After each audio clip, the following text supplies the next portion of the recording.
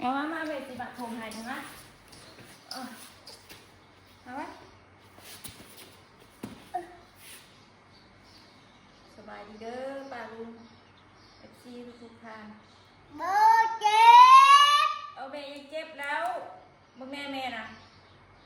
จะเบิ่งมือแม่นะเมื่อยป้าลุงเมื่อยจะเป็นยังเนาะเมื่อยแบบหันใจกูอิ่มนะมันเมื่อยต้องทุกสาราแบบคนใส่สาราให้ใส่น้ำเกลือให้นะ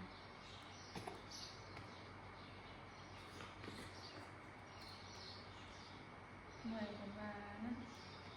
บ่ได้มีไข่มีอย่างเมื่อยแบบเป็นวินหัวนะจอยว่ามันเป็นแบบว่าห้าลูกแล้วเป็นวูบนะมันห่อนแห้งหมดด้วยได้ไร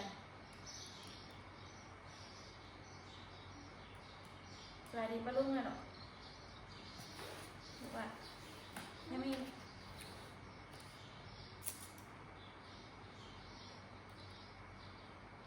ดูสิอยู่น้ำแม่บ่เลยสิไปหน้าน้ำแม่ตู้นะตู้มาบ่หรอก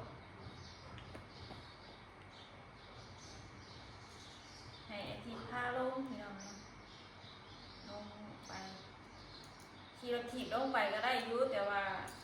มันขึ้นมานิดอะไรสิจับถุงน้ำเกลือจับอะไรสิอันเอาลูกไม่อยากไปเกิด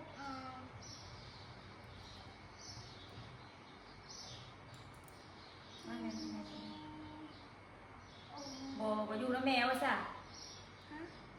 ไปน้ำมาอยู่น้ำแมวบ่แม่มาหาบ้าแม่สิอยู่กับใครจ้ะแม่อยู่กับกุ้งให้คุณไปเรียกอ่ะเบิ้งเอาหันมาแม่นั่นแล้วน้ำให้แม่กินแล้วแม่นุ่นกินน้ำด้วยใส่หนูว่าเนาะโอ้ตัวให้น้ำบ้านตอนนี้ไงนี่มันไม่กินแล้วเมื่อยแบบว่าท้องหันใจบนทั่วท้องนะมันเป็นแบบเมื่อยอากาศเป็นน้ำอากาศห้อนเห็นเขาเจ็บหัวขอบใจลูกเปิดให้แม่ได้ไหมเปิดได้ไหมก่อนข่าวก่อนน้ำคนแล้วเลยลงมาซื้อสลาเขาเมื่อยเดี๋ยวคนเดียวเมื่อยแล้ววันนี้คนใส่ยางแห้งใส่น้ำเกลือให้เลือดประจอยเหนียวไม่ใส่น้ำเกลือ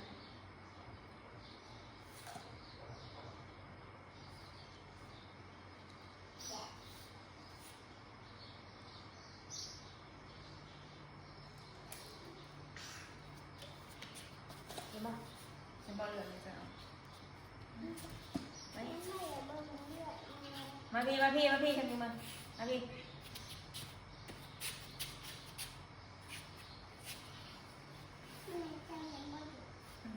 ย่านบ่ยอดบ่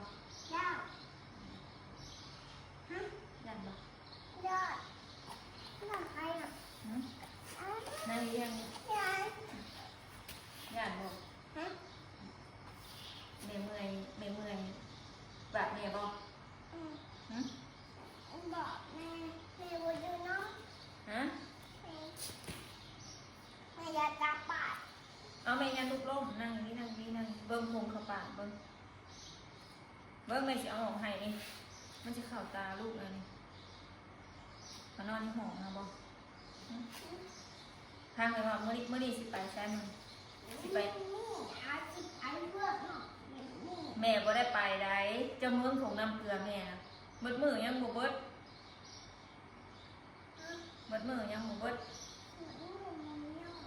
จะสิไปป้าแม่บ่มึงอ้อยบ่มานี่ไม่ถามไปป้าแม่บ่คือบ้าแม่ว่าซะให้แม่อยู่คนเดียวบ่มานี่เบิ่งมานั่งนี่ลงอย่าจับบ้านคนสวยย่านคนสวยเด้เอาหมอนมาให้แม่ไว้ที่นอนนี่ไปมองดูดิ เอามาแน่ มองขอดเด้ดูกันจะแม่ดู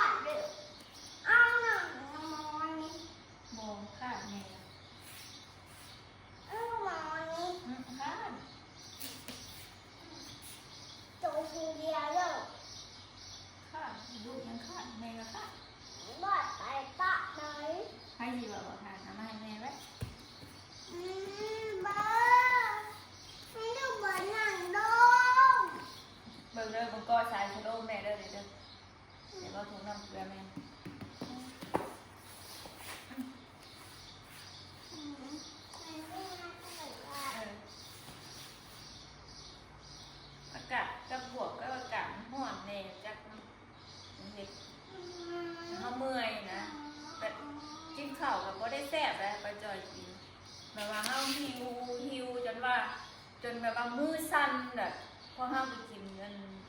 ข้ามหนึ่งสองข้ามน่ะจ้ะอิ่มอ่ะเนาะแบบนี้กินบ่ลงแบบนี้ข้าพอจะรออยู่ได้แบบนี้ แม่ ก็ กิ ได้ น เห็น ยังอ่ะ ไปเจอเมื่อยเนาะ แม่กินยังอ่ะ เมื่อคืนมาแม่ว่ากินข้าวบ่แซ่บนำการเฮ็ดให้ไปจอยนอนบ่รับนอนอะไรก็บ่รับมันเป็นอาการนี่นะเรียนแล้วเมื่อยแบบนี้ก็เว้นมานะเมื่อยแบบเฮาเมื่อยแบบหายใจบ่อิ่มนะ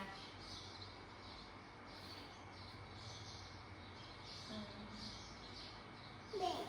เฮ้ย กินไปน้ำมั้ง ไปใช้ กินไปเกิน เพื่อนใช้ เมื่ออา ฮะ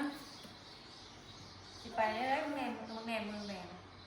แม่ไปใช้ไหนน้ำหนักเกลือเบิดน้ำหนักเกลือเบิดแม่สิไปใช้วันที่ดูสิไปป้าแม่ค่ะให้สิตาหนำแม่กินบ้านบอกที่บ้านไม่จ้อยบ่ แม่ดูคนยาลูกนี้ ฮะ แม่ดูคนยาลูกนี้ อู้หายแอ้นี่ดูว่าหายแอ้นี่บอกที่บ้านแม่บ่ใจสิไปน้ำอาบ่อันนี้มาแม่ห้องแม่ทำสิไปน้ำอาไปแม่ห้องเมื่อนี้แม่ก็ได้ไปน้ำเด้อเย็นบ่แม่ว่ามึงแม่ถุงน้ำเกลือจนเปรี้ยวเลยแม่สิไปให้ไรให้สิไปดิบนะนี่ลงไปเพื่อนนี่เฮ็ดดูเฮ็ดพระเชียนนั่นน่ะมันกินผมลูกอะไรกินนะ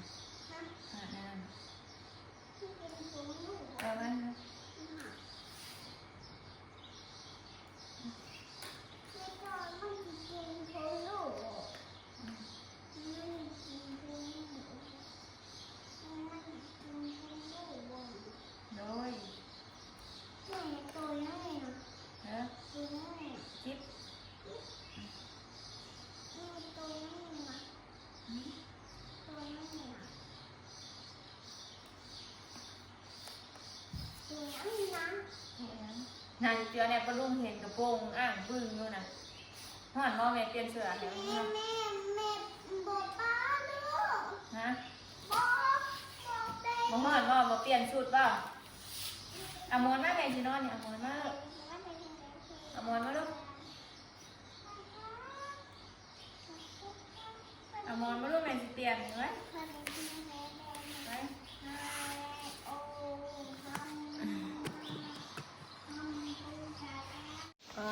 ทำโต ห่อนดีๆป่ะลุง ทำมา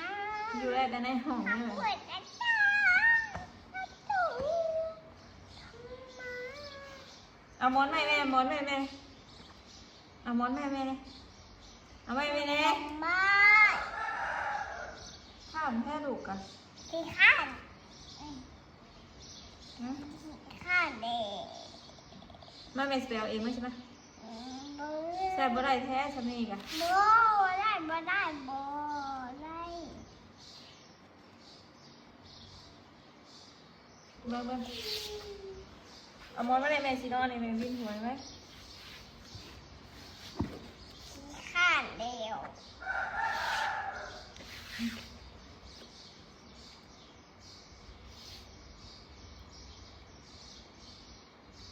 เมื่อยไปหน้าวานนี่กับวาสนาละขับรถมาเพื่อมาฮอนเพื่อนน่ะจนช้ำตุทดอาบน้ำได้แต่เขาไปกินข้าวเนาะมาหอนแล้วพาวาสนาไปซื้อเพื่อนแล้วก็ไปนั่งก่อนวาสนาเราไปจอยนั่งกินบุคโรอยู่นอกนะแล้วก็ไปอาบน้ำแล้วก็คือว่าเมื่อยแบบหัวสั่นแบบรู้ว่าเป็นเมียงนะคือแบบว่าเมื่อย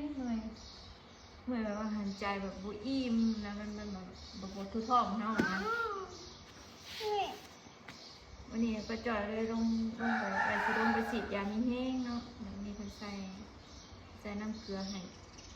เลือดนี้เหนียวพอจึงเจ็บหัวเรื่อยแบบเลือดสงสัยเลือดเขาเรียนสมองหมดอย่าอมแม่ว่านั่น แม่ผมไหมอ่ะ ผมดุเลย แม่ ไปเอาโทรศัพท์ให้แม่ไปปาเซียนมาไป ป๊าป๊าแทนมา ไปเอาไป อืม ไปเอาไว้โทรศัพท์อยู่ห้องมาให้แม่ไปไปเอามา2 อันเลยเด้อใส่ในเมืองกะเด้อมันสิใส่กันได้เอามาเด้อ2 อันเด้อ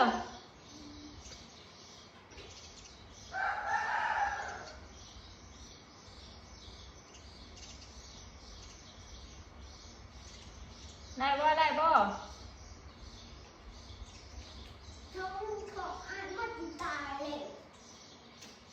มันตายเบิดพง มันตายเลย อันไหน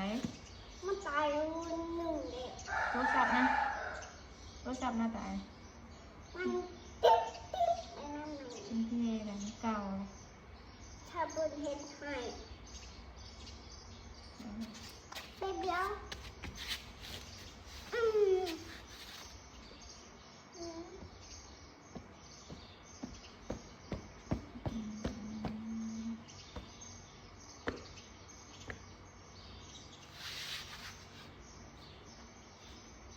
บอกพออยู่เรื่อนนี่หรอกบาง แม่ เอาบางอยู่กดช่องบอกพอนี่บาดอยู่เรื่อนบาดบ่ได้ไปหน้าแล้วพ่อเห็น บ้านดูเพื่อนบ้านดูได้ไปนานเลยพอ เอาบอกไม่ก่อนเนี่ยกดไม่ก่อนอ่ะ บ้านดูได้ไปนานเลยว่าดูเพื่อนได้ เม็ดจอยใส่สโลมเหรอ ไม่เคยใส่ร่ม จังหวะเราก็โทรมาจังหวะพอเขาโทรมาบอกว่าเม็ดจอยเมื่อยสิหรอก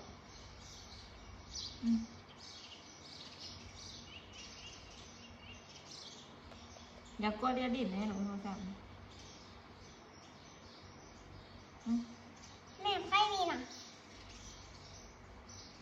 โอ้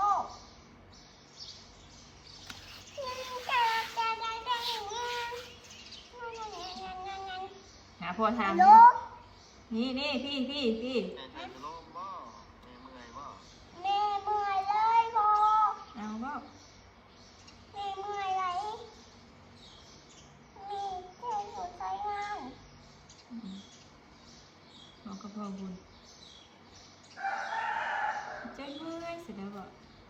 บ้าพาลงไปใส่สโลม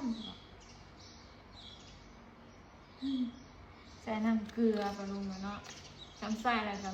มีแห้งโยงเพราะว่าเพิ่นใส่ยามิดแต่มิดน้ำเลย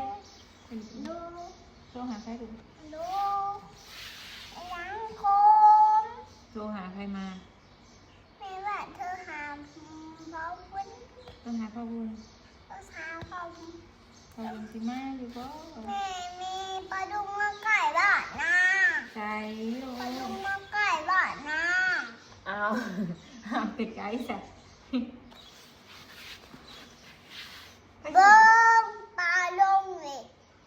ป้าใครสิดื้อแล้วนั่นลูกใครสิว่านั่นน่ะสบายดีได้ลูก แม่อยากปิด ลูกสบายดียายสบายดีกัน สบายดี ป้าลุง ปลาดุก FC ไอ้ซี่ ทุกท่าน ดูคุณค่ะ ยินดีต้อนรับเด้อ ดีต้อนรับนะ คือสิหายแท้เป็นยัง มีจิ้มมียาว ถามพ่อบุญโทรมาแล้วพ่อบุญโทรมาเอาทำไหมกดตัวได้ก่อนกดสีเขียวลูกสีเขียว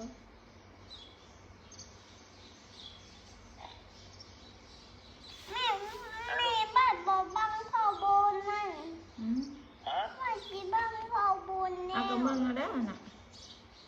ยังลูก แม่มาสิบังข้าวบน เอากระเมืองมาได้อย่าเมืองกันขนาดนั้นทุกคน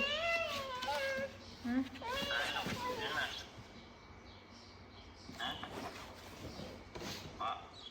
บ้านอยู่ใช่น่ะแม่ห้องบ่ อยู่เพื่อนอยู่นอกนี่แหละท่านนะเขาบาดถ่ายในตู้มากเอาเพิ่นจะเพิ่นสิไปเมื่อยอะไรเงี้ยคือให้เอาไปอยู่หน้าแล้วมีตู้อะไรตอนแรกเลยให้มันระวังมาส่งมาเพราะเพิ่นบ่เหงาอยู่ร่วมกันกันเมื่อยกันข้างเท่ากันเมื่อยเลย เดี๋ยวนะใช่ นั่งได้กันหาก็ขึ้นมา ต้องไปใช้อยู่บนบ่ ให้สายทิพย์พาลงไปทีละทีลงไปก็ได้ก็แบบขึ้นมามัน แม่ ป่วย บ้าน จะ บ่ จั เห็ บ นได้ร่มเหลว บ่เห็นก็เห็นนะเห็น แม่บ้านบ่เห็นบ้าน แล้ว บ้านจะไปหน้าป่ะลูก ให้พี่ตู้มารับเอาให้พี่ตู้ไปเยี่ยมแม่แรงมาให้มาแวะเอาสินะตอนแรกนะจังนั้นพอมีหมูแน่นะดีเอ้ยหน้าเอ้ยหยังใจสิไปบ่ลูกฮะ แม่ไม่อยากเบิ่งก็ ใจสิไปบ่นำพี่ตู้นะ แม่ไม่อยากเบิ่งก็ บ่ยังบ่แม่นเวลามึงกะ ไปหน้าแล้วลูกเด้อไปน้ำไปตู้เด้อเมย์เมื่อยนะเมย์นอนเด้อ แม่นอนพักมีแห้งอ่ะเดี๋ยวแม่ไปรับเอาก็ได้ตอนแดงเด้อบ่ไปก็บ่ไปบ่ไปก็บ่ไปเอามาเกาวุ้นให้แม่นะนี่น้ำแข็งนี่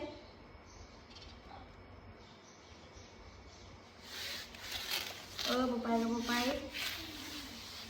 นี่ยอะไรกลับมาจับจะนี่มุกไป มันไปนี่ยันเมตายยันเมตายที่เศร้าบ่ตายหรอกว่าเมื่อยซื่อว่ะคุณหมอสักยาไม่จ่อยเจ็บก้อนนี่อยู่ทำจ่อยเจอยู่นั่งดีๆพิเศษนั่นพิเศษนั่นดอกนั่นแพงบ่ไม่จ่อยแพงบ่ แม่อยากเบิ่งกับ มาแพงไม่จ่อยก่อนแพงบ่ แม่บ่เคยคิดแม่บ่เคยคิด บ่ทายก็บ่ทายอ่ะ แม่เปี้ยนแม่เปี้ยน โอเคพี่เนี่ยกับพี่เนี่ยไปมาเสียงไม่มา ฮะ เสียงมา ฮะ เสียงมา ยัง รถไทย อัดเก ยัง รถอัดเก เสียงรถไอ้เจ๊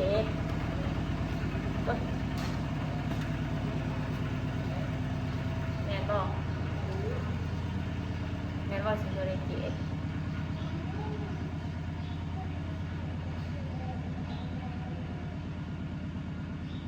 รถไอ้เจ๊ไอ้กุ่นมันรู้ป่ะแม่นบ่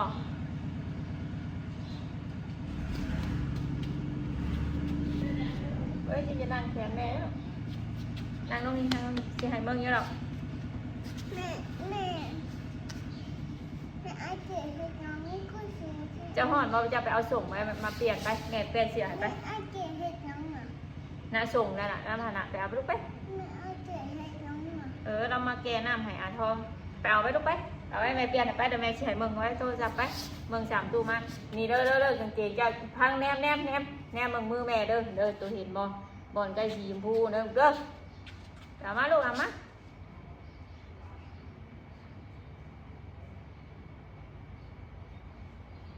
ลูกเอามาเห็นว่าส่งสีชมพูดึงเห็นว่าลูกเลือกเอาลูกสิเอาตัวไรส่งค่ะเห็นมั้ยลูกไอ้ใส่ตัวนั้นน่ะสิมันบ่เปลี่ยนโอ้ยมึงนี่นั่งใส่กับปะนั่งนั่งใส่กับปะนั่งนั่งพี่กับปะนั่งเนาะลูกนี่เนาะ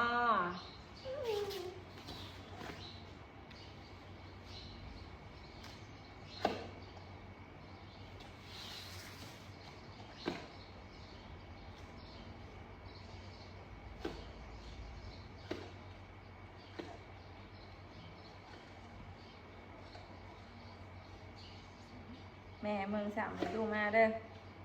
โอเคป่ะโอเคป่ะ เฮ้ เอามาสบายดีปะลุงงามๆก่อนแม่สิให้มึงไปเจ้าคลิปก่อนไปเจ้าคลิปงามๆก่อนสบายดี ส ก่อน บายดี ปลาลุง ปะลุง FC เอชี่ ทุกท่าน ทุกทาง ขอบคุณเด้อ ขอบคุณเด้อ ที่เข้ามาเมืองคลิปบ้านเด้อ ขับมาเมืองที่บ้านเด้อ ปลาลุง ปะลุง ขอบคุณค่ะสบายดี ขอบคุณค่ะสบายดี อันนกมือนั่นเลยลูก สบายดี สบายดีปลาลุง ไม่จอย